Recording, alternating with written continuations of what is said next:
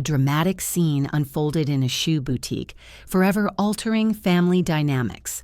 The mother-in-law was trying on opulent boots priced at 75,000 rubles, while her daughter-in-law stood nearby in modest footwear.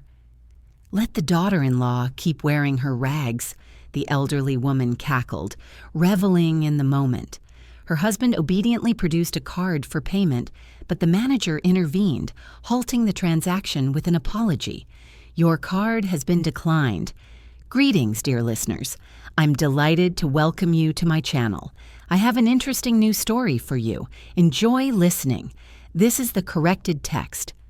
Alina noticed the first signs of wear on the soles of her boots in mid-October. One morning, a chilling rain soaked her socks halfway to the bus stop. She paused by the window of a shoe store, glanced at the price tags, and walked on. 28,000 for simple leather ankle boots. That was half her salary as a nurse. And then there were the utility bills, groceries, and Maxim would inevitably ask for gas money again. Domana Natasana carefully placed her damp shoes on the radiator, slipped on her house slippers, and began preparing dinner. Maxim returned late, exhausted. He tossed his keys onto the dresser and promptly collapsed onto the sofa. "Mom called today," he said, burying his face in his phone. "She asked me to take her boot shopping tomorrow. Says winter is coming, and she has nothing decent to wear." Elena stirred the pasta, remaining silent. Lyudmila Sergeyevna owned an entire closet full of shoes. Elena had seen it when she and Maxim first married and lived in that apartment for the initial 6 months. Shoes, boots, ankle boots, all neatly arranged on shelves, half still in their boxes, never worn. "Did you hear me?" Maxim asked again. "I heard," Elena replied. "And where will the money come from?" "I received a bonus last week. My mother has always sacrificed for me. Now it's my turn." Elena wanted to explain that her boots were completely soaked, that she spent 10 hours a day on her feet at the hospital, that this bonus could go towards their shared expenses, but she remained silent. Arguing with Maxim about his mother was pointless. He wouldn't listen anyway. The next day, the three of them went to a shoe salon in the mall. Lyudmila Sergeyevna was in high spirits, sporting a new coat with a fur collar. She smelled of expensive French perfume. "Alenushka, why are you so pale?" she asked with feigned concern. "Maxim, are you feeding your wife properly? She looks like a skeleton." "Mom, stop it," Maxim grumbled. The salon smelled of leather and some kind of sweet air freshener. Lyudmila Sergeyevna immediately headed for the racks of designer boots, not bothering to check the prices. Maxim followed her obediently, nodding and agreeing. Elena stood by the entrance, gazing at the display of women's boots, simple, black, low-heeled. Exactly what she needed. 24,900. She absently touched the sole of her own boots. Dampness was already seeping through. "Maxim, come here," her mother-in-law called. "I'll try these on." The sales assistant brought over a box. Lyudmila Sergeyevna sat in the chair, kicked off her old boots.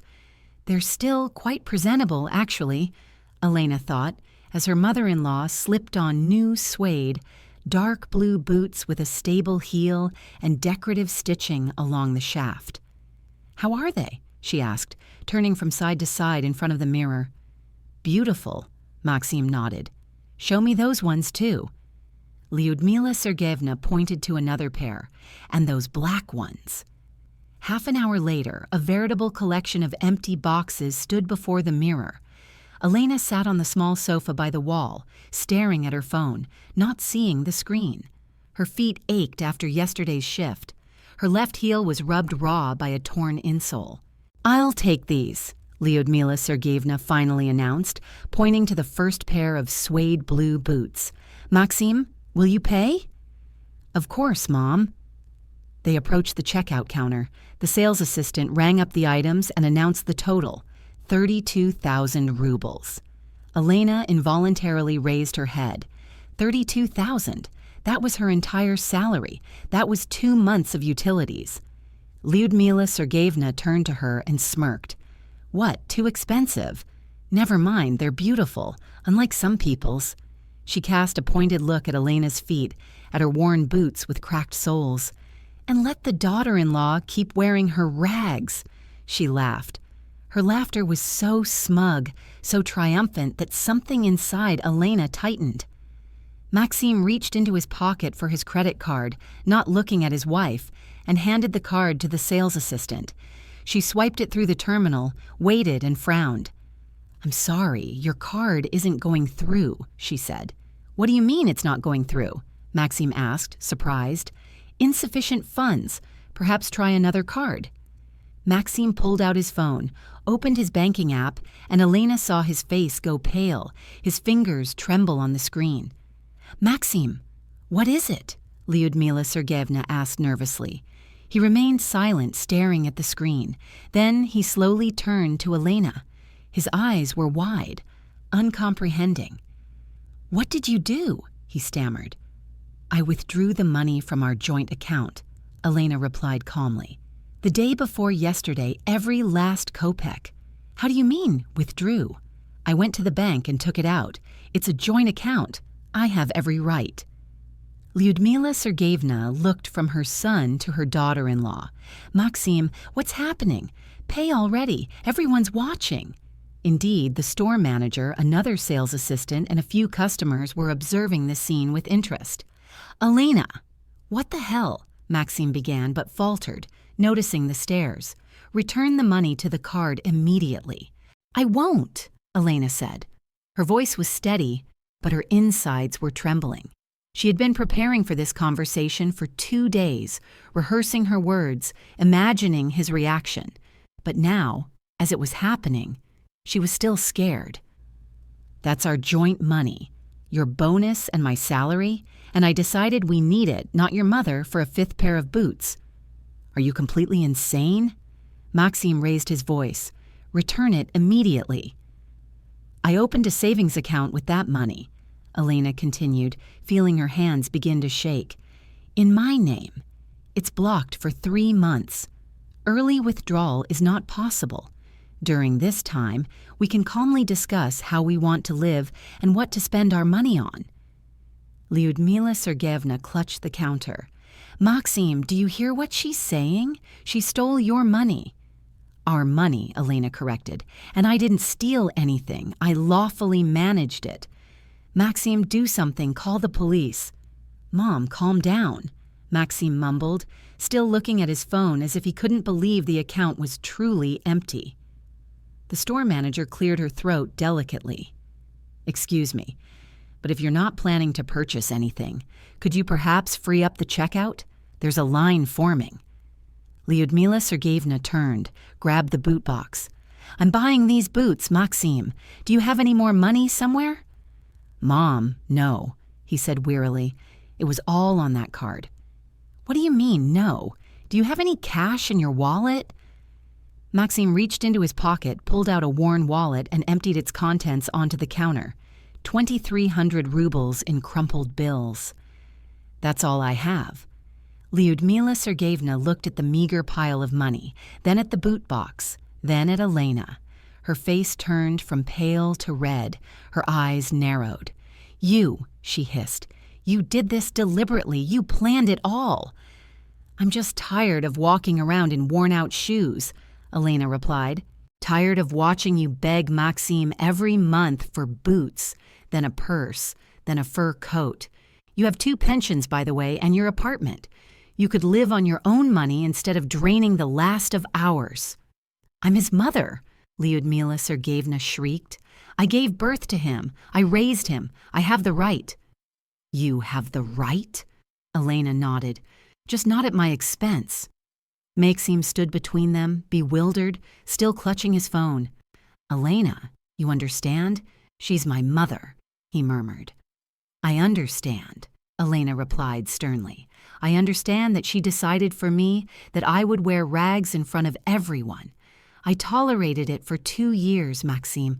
I tolerated her snippy remarks about my salary, about how I can't cook, how I don't clean well. I tolerated you giving her money we were saving for vacation. I tolerated her demanding we pay for her apartment, even though we live separately. But today she went too far.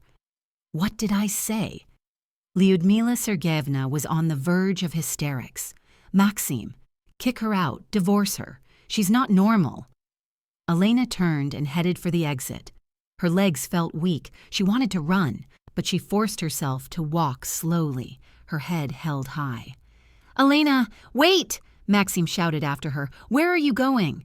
"Home," she tossed over her shoulder. "To my parents. I'll get my things tomorrow."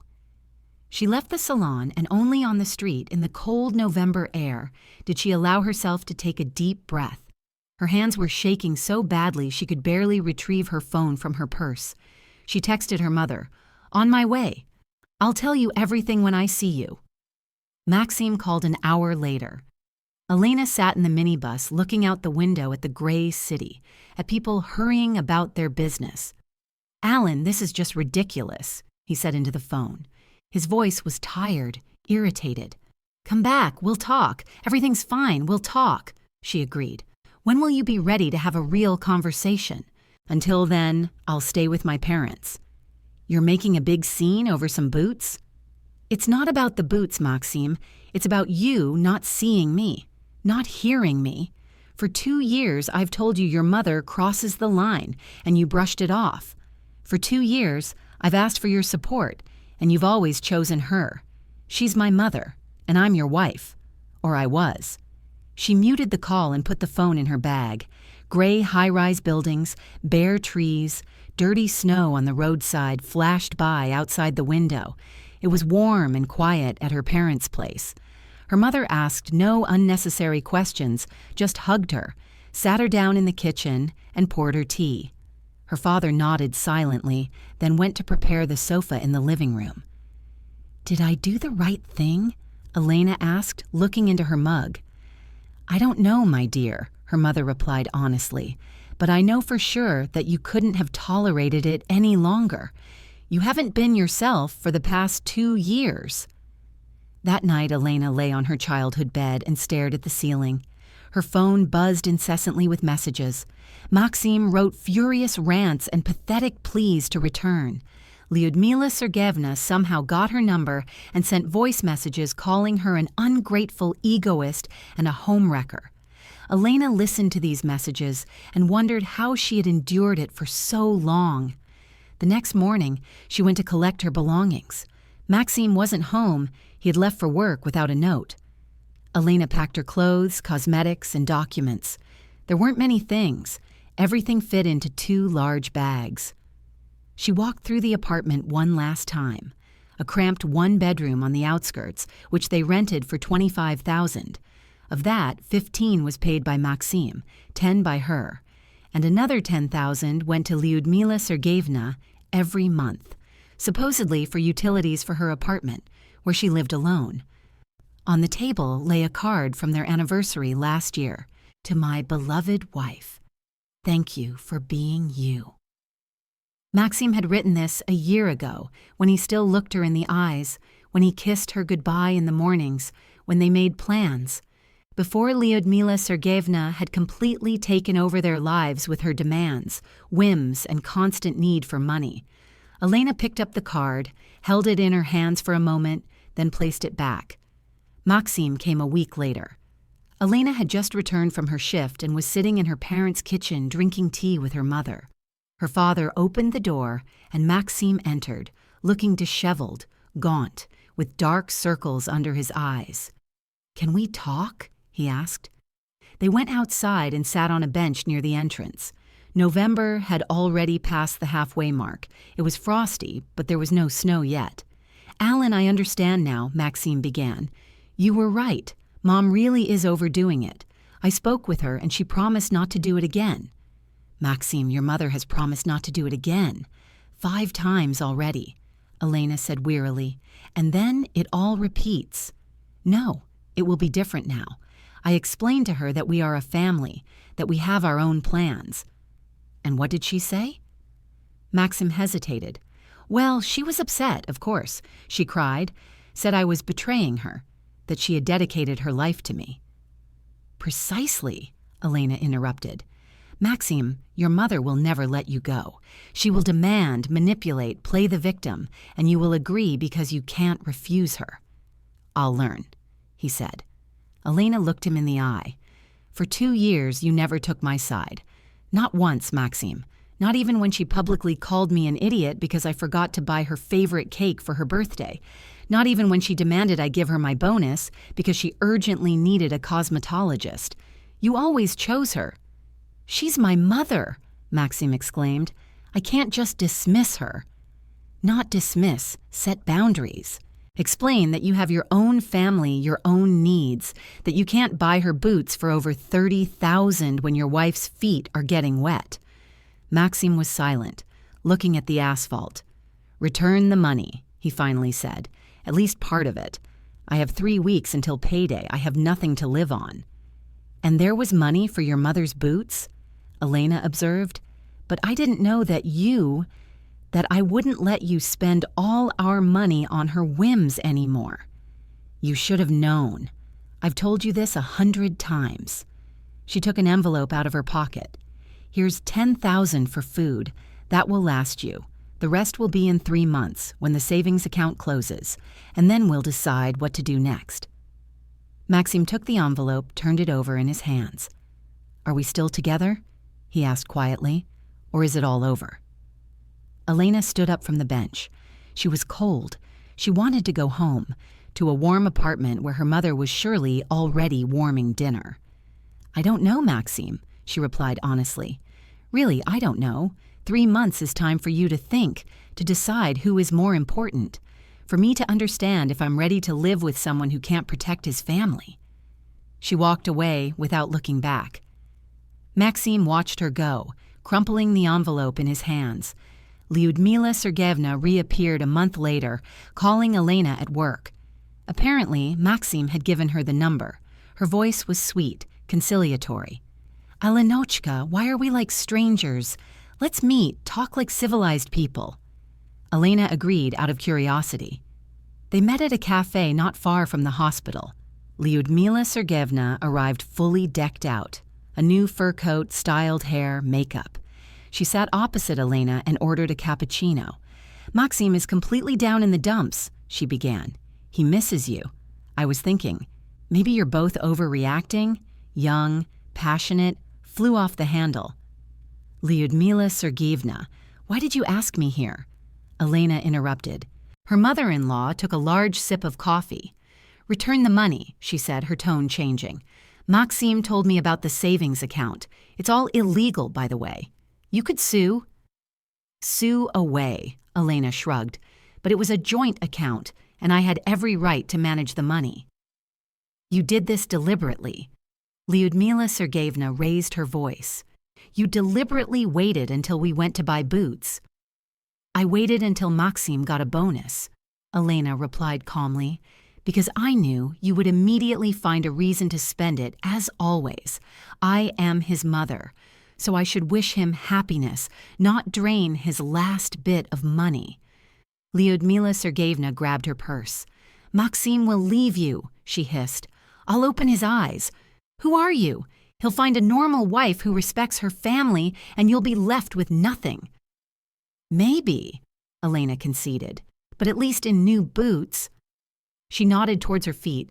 She was wearing simple black ankle boots with low heels, the very ones she had admired in that salon. 24,900.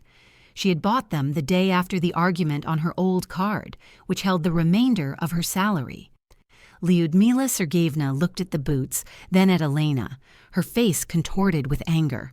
She jumped up and ran out of the cafe, slamming the door. The waitress approached their table. That will be $220 for the cappuccino, she said. Elena paid silently, finished her lukewarm tea, and went outside. The first snow was falling, large, wet flakes that immediately melted on the asphalt. Her boots were not leaking. Maxime visited several more times, pleaded, convinced, persuaded, promised. Elena listened and saw that he hadn't changed. The same excuses, the same inability to set boundaries. Lyudmila Sergeyevna still called him 10 times a day, demanded money through tantrums, and Maxim always caved. When 3 months passed and the savings account closed, Elena transferred Maxim's half back to him. 40,000 was his bonus. The rest was her salary for 2 months. "Alan, maybe we can try again?" he asked when she handed him the divorce papers. "No, Maxim," she replied. "We are good people, but we are not suited for each other. You need a wife who will put up with your mother, and I need a man who will build his own separate family with me." The divorce was finalized quickly. There was no shared property, no children. Maxim moved back in with his mother. It turned out he couldn't afford the rented apartment alone, and Lyudmila Sergeyevna immediately offered, "Why throw money away? Live with me, son." Elena stayed with her parents, worked, saved money. 6 months later, she rented her own small studio where no one told her she washed floors incorrectly or cooked badly. She took on an extra part-time job, saving for a down payment on a mortgage. One day, more than a year after the divorce, she ran into Lyudmila Sergeyevna in the same mall. Her former mother-in-law stood by the shoe salon window, gazing at boots. The same suede blue ones. The price had increased. They now cost 39,000. Lyudmila Sergeyevna noticed Elena, pursed her lips, and turned away. But Elena could see that her feet were clad in old, worn-out half-boots with fuzzy shafts, and in her hands she held a cheap bag from Pyaterochka. Elena walked past in a new jacket and comfortable winter boots lined with natural fur. In her purse was a bank statement. Her mortgage for a 1-bedroom apartment had been approved. She left the mall and the cold wind hit her face. The snow crunched under her soles. Somewhere ahead, beyond the gray buildings, it was starting to get light. The February day was lengthening. Spring was approaching unnoticed. Her boots were not leaking.